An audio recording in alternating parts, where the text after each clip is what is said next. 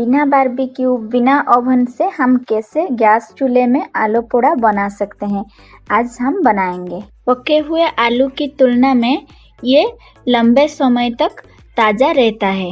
ये water rice, normal rice और सभी के साथ बहुत अच्छा लगता है। पहले 2 कप सॉल्ट डाल के अच्छे से कढ़ाई को गरम करेंगे।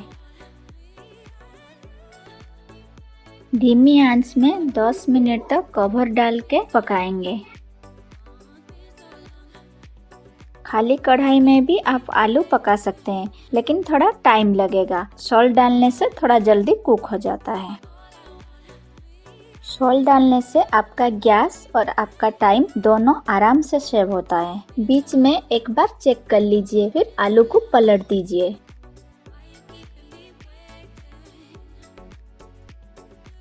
देख लीजिए हमारा आलू पूरा पक चुका है।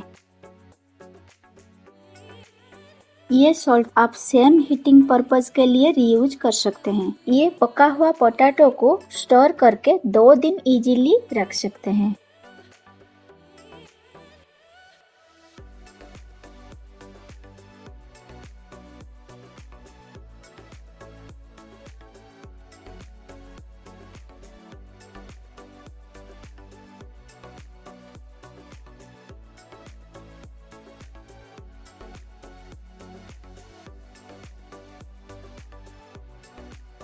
चटनी बनाने के लिए chopped onion, chopped green chilli, स्वाद के अनुसार नमक, थोड़ा मस्टर्ड ऑयल लेंगे।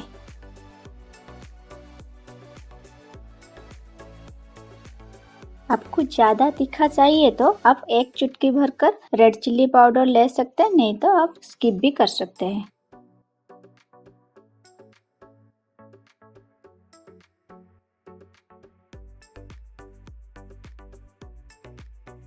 मैंने पोटैटो को 2 तरीके से बनाई, एक रो ऑनियन डाल के और एक ऑनियन को फ्राई करके बनाई। चलो देखते हैं हम कैसे फ्राई करके बनाते हैं। पहले कढ़ाई को अच्छे से गरम करेंगे। गरम होने के बाद 2 टेबलस्पून मस्टर्ड ऑयल लेंगे। मस्टर्ड ऑयल गरम होने के बाद 1 टीस्पून मस्टर्ड सीड्स लेंगे।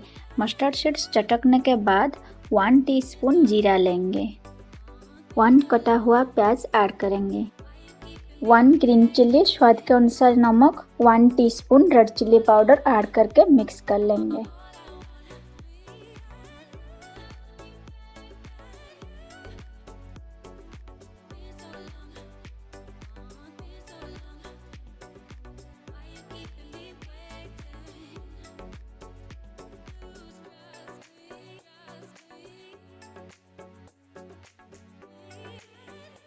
फ्राई किया हुआ ऑनियन को पोटैटो के ऊपर डाल के मिक्स कर लेंगे।